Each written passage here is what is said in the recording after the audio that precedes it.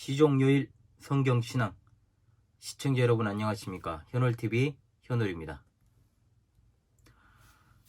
어느덧 기나긴 겨울방학을 마치고 2020년 1학기 전회방학당 개강을 앞두고 있습니다. 방학 기간 동안 마냥 쉬는 게 아니고 또 그 다음 학기 수업을 준비해야 되고 함에도 불구하고 이번에는 연말부터 제가 개인적으로 좀 바빴습니다. 개인적으로 이사도 하고 그러다 보니까 그리고 1월 둘째 주 수련회하고 이제 겹치게 되면서 수련회가 끝나고 바로 이제 교재 집필을 시작을 해가지고 한 달 반 그리고 거의 2달 가까이 밤잠을 설쳐가면서 준비를 했지만 이번에는 이상하리만치 진행이 더뎌가지고 이제 오늘에서야 이제 교재를 인쇄소에 맡기게 되었습니다. 금번 학기 강의는 개혁파 신앙 길라잡이 교회론인데 지난 2월 11일과 제가 2월 15일 두 차례에 걸쳐서 교회와 공동체 어떻게 다른가라는 주제로 이번 이제 주제 강의에 서론적 성격을 띠는 영상을 미리 이제 올린 바 있습니다. 오늘은 이제 금번 학기 수업을 앞두고 교회와 관련해서 아주 중요한 본문이라고 할 수 있는 성경 디모데전서 3장 14절로 15절 말씀으로 금번 학기 오리엔테이션을 진행할까 합니다. 자, 먼저 본문 디모데전서 3장 14절로 15절의 말씀을 제가 읽도록 하겠습니다. 내가 속히 내게 가기를 바라나 이것을 내게 쓰는 것은 만일 내가 지체하면 너로 하여금 하나님의 집에서 어떻게 행하여야 할지를 알게 하려 함이니 이 집은 살아계신 하나님의 교회요 진리의 기둥과 터니라. 아멘. 본문의 배경은 이렇습니다. 바울 사도가 로마 감옥에서 1차 석방되어 가지고 동방을 전도하는 이제 전도 여행하는 도중에 주후 63년에서 64년경에 이제 거의 바울 사도의 생애 말년이 되겠죠. 최후로 로마 감옥에 투옥되기 직전 로마에서 이 말씀을 기록한 것으로 보고 있습니다.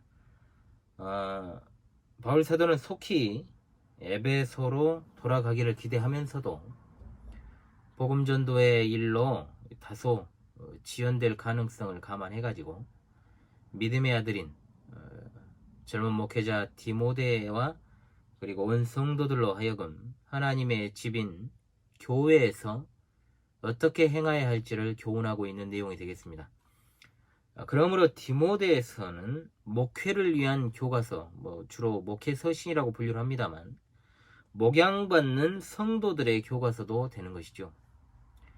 교회를 진리의 기둥과 터다라고 말씀하신 곳 이곳이 유일합니다. 이 말씀은 교회가 하나님 나라의 모든 대적들에 대항하여서 진리의 증거자이고 변호자이고 옹호자이며 수호자, 파수꾼의 사명이 있다라는 사실을 교훈하고 있는 겁니다. 바울 사도가 디모데에게 이와 같은 말씀을 준 것은 초대교회 당시에 이미 많은 잘못된 가르침들이 교회에 침투해 들어왔기 때문입니다. 그러므로 마땅히 오늘을 살아가는 이 혼탁한 세상 속에서의 우리도 교회의 참뜻을 잘 깨달아 알아서 바른 교회관을 세우는 일을 먼저 수행해야 될 것입니다. 첫째, 오늘 말씀의 교훈, 교회는 성도들이 모인 곳입니다. 교회는 우리 주 예수 그리스도의 보혈로 구속함을 받은 성도들의 모임입니다. 교회는 전능하신 하나님께서 죄 중에 빠져 있던 사람들을 죄 가운데 불러내서 주님의 이름으로 따로 모인 사람들, 사탄의 권세 아래 있던 사람들이 사탄의 권세에서 해방되어 주님의 이름으로 따로 모인 사람들, 사망의 권세 아래 있던 사람들이 그 사망의 권세에서 구출되어 주님의 이름으로 따로 모인 사람들을 가리키는 것입니다. 헬라어 에클레시아는 교회를 가리키는 가장 일반적인 용어인데 이 에클레시아라는 말 안에 바로 하나님의 택하심과 부르심이라고 하는 성격이 들어있다는 것이죠. 그리스도의 보혈로 구속함을 받은 곳이 바로 그 무리가 교회입니다. 그래서 성경은 교회와 성도를 동일시하고 있습니다. 둘째, 교회는 살아계신 하나님의 집입니다. 에클레시아를 하나님의 집이라고 했는데, 그러므로 교회와 하나님의 집은 동일한 내용을 다르게 부른 것이죠. 교회가 곧 하나님의 집이요, 하나님의 집이 곧 교회라는 말입니다. 여기 하나님의 집은 예배드리는 장소가 아니라 성도들의 몸으로서의 교회를 가리킵니다. 집은 거하는 초소를 말합니다. 그런데 그리스도의 보혈로 구속함을 받은 성도들을 하나님의 집이라고 했습니다. 그 이유는 뭐냐? 우리의 중생한 심령에 거쳐, 즉 좌소에 성령 하나님께서 내주하시기 때문입니다. 성령 하나님, 우리의 죽어있는 영을 초자연적인 능력으로 중생시키신, 거듭나게 하신 바로 인격적인 하나님께서 우리의 영의 좌소를 집으로 삼으시고 우리 가운데 거하신다는 놀라운 사실을 우리는 발견하게 되는 겁니다. 옛날에 예루살렘 성전을 히에론이라 부르는데 그 가장 깊숙한 곳에 지성소가 있습니다. 그런데 신약시대에는 주님의 보혈로 구속함을 받은 성도 한 사람 한 사람을 히에론이라고 부르지 않았습니다. 나오스라고 불렀습니다. 즉 지성소라고 불렀죠. 우리의 몸은 성령 하나님, 거룩하신 하나님의 영으로 임재하시는 하나님의 성전입니다. 너희는 이 세대를 본받지 말고 오직 마음을 새롭게 함으로 변화를 받아 하나님의 선하시고 기뻐하시고 온전하신 뜻이 무엇인지 분별하여라. 내 몸은 주의 피로 값주고 사신받은 주님의 것이요 하나님의 성전이니 얼마나 귀중하고 소중한 것입니까? 교회는 살아계신 하나님의 집입니다. 셋째로, 교회는 진리의 기둥입니다. 일찍이 빌라도가 예수님께 진리가 뭐냐고 물었을 때 진리는 헬라어로 알레데이아인데 이것은 하나님의 말씀을 가리키는 말입니다. 교회를 진리의 기둥이라고 하는 것은 기둥이 거대하고 웅장한 건물을 떠받치는 그런 모습과도 같이 교회는 영구불변한 진리, 그 말씀인 66권의 신구약 성경 하나님의 말씀을 견고하게 떠받드는 사명이 있기 때문입니다. 교회는 진리의 기둥으로서 진리를 떠받들고 증거하고 높이는 진리의 증거 단체입니다. 교회는 진리를 보존하고 전수하고 변호하며 수호해야 할 책임이 있습니다. 각종 불신앙적 사상과 교리와 이단들의 사조가 진리를 공격할 때 교회는 그것들과 싸우며 진리를 보존해야 될 사명이 있는 것입니다. 교회는 진리의 파수꾼의 사명을 감당하여 경고의 나팔을 제때 합당하게 불어야만 됩니다. 기둥이 약하면 어떻게 됩니까? 구부러지게 돼 있고 결국은 재구실을 못하여 건물이 무너지는 것처럼 교회가 타락하면 성령의 역사는 떠나가고 진리는 땅에 떨어지게 됩니다.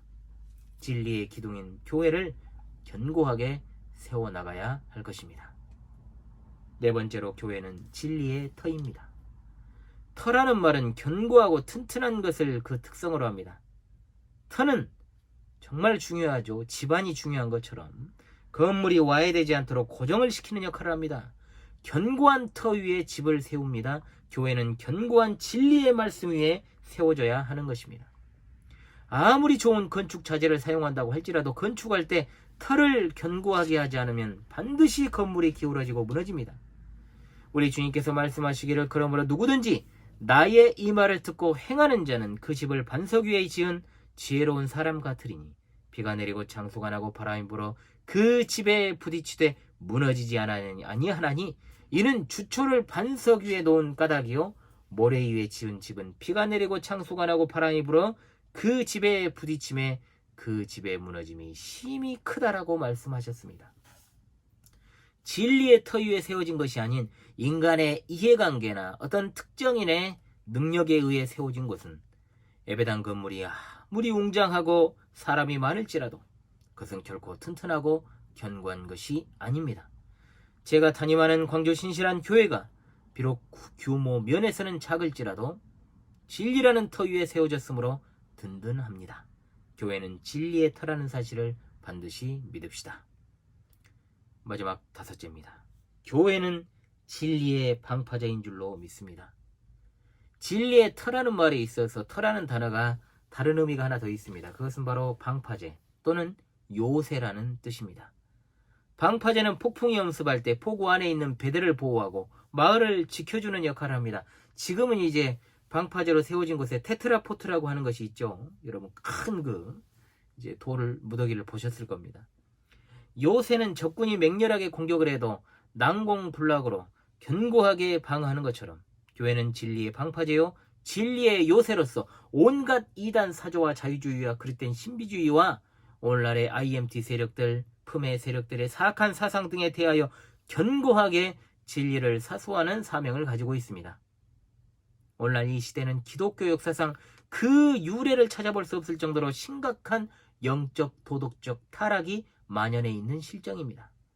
사탄을 숭배하는 IMT 품의 세력들의 사악한 계획들이 여러 위장 단체들을 통해 실제로 실행되고 있고 교회 일치운동, 이른바 에큐메니칼 운동이라는 미명하에 정통 기독교를 파괴하려는 그러한 공작을 서슴없이 자행하고 있는 때입니다. 이런 때일수록 우리가 가져야 될 태도는 무엇입니까? 교회가 하나님의 집이요 진리의 터요 진리의 방파제이며 요새라는 그 사명감을 굳게 가지고 바른 교회관을 세워서 우리 주님 다시 오실 때까지 그 사명을 저버리지 아니하는 순결한 주의 신부들이 다 되어야만 하는 것입니다. 근본 제네박당 1학기 강의가 우리 사랑하는 회원 여러분에게 말할 수 없이 영적으로 유익한 시간이 되기를 바라마지 않으며 또한 이 영상을 시청하시는 여러분 모두가 우리 구주 예수님을 믿어 구원에 이르게 되기를 간절히 소망합니다. 자, 그럼 개강 때 찾아뵙도록 하겠습니다. 끝까지 시청하여 주셔서 감사합니다.